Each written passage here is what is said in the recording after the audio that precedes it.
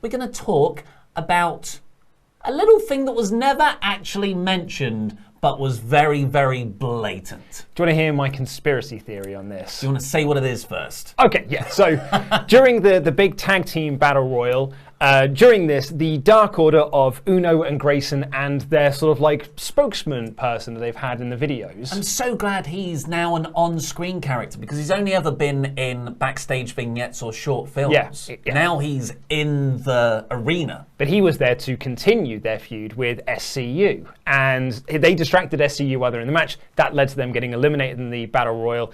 And then Kaz and Scott, well, Kaz just did this big old dive to kind of wipe this guy out and wipe out Uno. All of a sudden, just sat there behind the Dark Order was Raven, former NWA World Champion, former WCW United States Champion. I think he was a television champion as well. Former ECW champion, the greatest wrestler who ever lived. And I think Kurt Angle, Shawn Michaels would definitely agree. Is it Luke's favourite wrestler? Well, no, sorry. The best wrestler. Luke's favourite wrestler. Luke's favourite wrestler, who is also the best. Raven was just sort of sat there. And it's interesting that this Dark Order fellow said, the Exalted One is closer than you think. Then he's literally behind them. And Jimmy Havoc shared a picture of him posing with Raven. So, they were mentioning that he was there in certain capacity. But never on the actual No, the commentary never made reference to it. So do you want to give your thoughts on this? And then I'll give you my conspiracy theory as to what they were going for here. I think it's a red herring. I think this is a genius move by AEW. It really is a masterpiece of misdirection because Dark Order is a very interesting case to follow. You had this big push at them over the pre-TV era, and it didn't catch on. No, absolutely didn't get over. Nope. Then they went back to basics. They sort of rebuilt them with this really good promo campaign, and then they jumped the gun too early. They put them in the main event scene, and it was an absolute failure to the extent where the people in charge of the booking now have a dad on top of them. Yes. Tony Khan is now overseeing more stuff to stop that last Dark Order storyline going as south as it did. The plan for that one was for Marty Scurll to be revealed as the leader. Then that changed. Marty Scurll signed with Ring of Honor. This is, December time. So thankfully for AEW, they've got a backup in broken Matt Hardy. His contract expires on the 1st of March. Matt Hardy has been making loads and loads of teases that he's going to AEW in social media posts. It's really, really quite explicit. Almost too much. And here, in this episode, one of the main people a lot of fans have speculated could be the leader, which is Raven. He's just sitting there in that brilliant Raven style. Yeah. Legs couldn't be more man spread. He doesn't give an F. Yeah. He's just sitting there like this. So Raven sitting there was 100% by design. And here's my thinking on this. They Buddy Murphy'd it. Do you remember during the Who Shot Roman Reigns? Well, in this year. Do you remember during the Who Shot Roman Reigns storyline?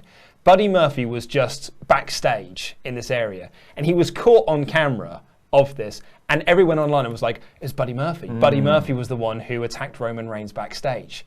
Or, he's the one that run him over, whatever way you want to do this. It's Buddy Murphy. Turns out, Buddy wasn't supposed to be there, and WWE had to, for 3 weeks, pretend that Buddy Murphy was part of this push, and then they just let him go, and they were like, now you can get a Raw and do nothing for ages, now you're part of Seth's faction. But the internet got very excited that it was possibly Buddy Murphy. I think they did this on purpose. By not having the commentary say it, by not having anyone in this sort of like the program refer to it, the internet could be like, I spotted it. I was the one who saw that it was Raven. Let's all talk about Raven. Let's talk about Raven being the leader of this group, and a way to use social media to enhance this storyline. Yeah, AEW's focus on it has been purely online. Nothing was addressed on the TV broadcast. It's all Jimmy Havoc posting the picture. I think AEW posted a picture of it as well, the actual Twitter account. And it's just a genius move because it's still going to be Matt Hardy. I don't want it to be Matt Hardy. The character's name is the Exalted One. I don't want it to be That Matt is the Hardy. most Matt Hardy name ever. And you know what? Maybe I'll eat my words. I don't necessarily think it's a bad idea anymore either. But this week was the most, with Matt Hardy essentially being written off WWE by Randy Orton. Twice. That was the most confident I've ever been that he's the leader. That's kind of predictable for the story you're telling. So they chuck Raven in the background of a shot. Don't even mention him. And you've got me doubting it now. Yeah. It's a genius red herring to just make me keep guessing what is quite an obvious answer. I think Hardy's a red herring. I think Matt Hardy and Raven are both red herrings in this situation. And I wouldn't be surprised if they're doing this to then reveal that it's Daniels. Because conspicuous by his absence was Daniels during this tag team battle royal. And they've now seemingly recruited Shima. He wrestled with the idea. He was given a mask and he walked on. Yeah, and Daniels and Shima have history together, and they had that match at Fighter Fest and things like that, which was all built around their past. I think it's almost too obvious that it's Matt. I think now at this point it's almost too obvious that it's Raven. I think they're doing this to reveal that it is CD. And Daniels.